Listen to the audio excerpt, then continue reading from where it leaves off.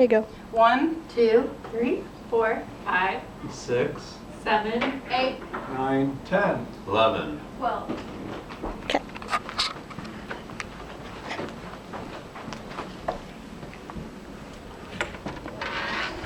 Thank you for coming today. This is an informal speech for my speech class. My name is Dave McKee. So I want you to imagine something. You're driving down a busy street and you're thinking about the stuff you have to do during the day. You know, all the things that are needed to be done.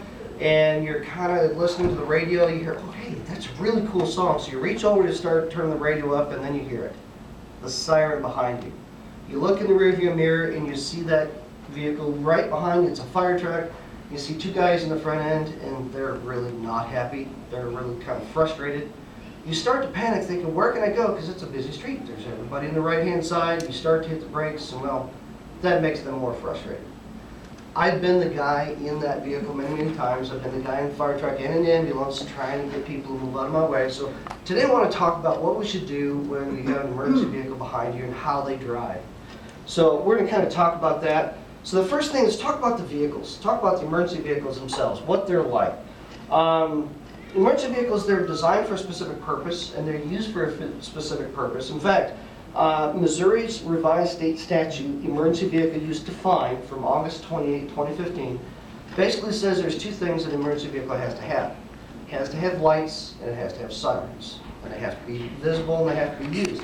Those lights have to be visible during the day and at night, and then the sirens, they have to be heard. Now the lights, they have to be visible from 500 feet away. So it's one of the things that those lights have to have. So to be in emergency vehicles, they have to have lights and sirens. Now, there's another part to that. The International Association of Chiefs model policies and procedures for emergency vehicles basically gives some guidelines for how we respond. There's two ways we can respond, with lights and without lights. So if we're running with lights and sirens, basically you can know we're going to a life-threatening emergency. If we're running without those lights and sirens, we're just driving normally, we're either going back to the station or we're going to a non-emergent life-threatening or non-life-threatening problem. That's a whole nother issue of how that's all determined. Basically it comes down to this, that based on when you call into our dispatch, they listen to what you have to say and they're going to make a determination. It's called triage and say, this is life-threatening, this is not life-threatening, basically how we respond, okay? So now that we know a little bit about the vehicle, let's look at the driver. Look at the guy who's in charge, okay? There's a couple of things about that. A couple of things, the attitude and training of that driver are key, especially with an emergency vehicle. So the paramedic textbook, Nancy Caroline's Emergency Care in the Streets from 2005, I think, it's page 2180, basically says that drivers have to have a professional image. Let me ask you a question. When you're driving down that street, when you look at the driver, do you know how long they've been driving? Probably not. They're in a uniform, and you assume because they're in a uniform, they're professional. So that's one of the things we have to do, is that we have to remember we have to be professional when we're driving that vehicle. The other thing that comes out, there's a report from the United States Department of Homeland Security, Emergency Vehicle Safety Initiative, that every vehicle that we drive, we have to be trained on. It's kind of one of those things, you always assume that, but we actually have to have that. We have to say, don't drive a vehicle you're not trained on. So that's one of the nice things about that you know that driver, if he's driving it, he's been trained. So, the second thing with that, the training of those drivers, well, if they're going to be trained on it, we're going to get initial training. So they're going to train that driver to get in that vehicle. Let me ask you this. Would you want a driver driving say a 40,000-pound fire truck without any training on it? Probably not. So we have to have initial training on that. And driving a fire truck is a lot different than driving, say, a van or a car. So every vehicle we drive, we get trained on. Now, there's another report out there, the National Fire Protection Agency, it's a standard on Fire Department Occupational Safety and Health Program from 2007, says that even though we've been trained initially to drive that vehicle, we've got to get annual training. We've got to go back and train on it again. Because, well, we don't drive every day. I'm a captain, so I don't drive the fire truck every day, but every so often I do drive that truck, so my skills get a little rusty.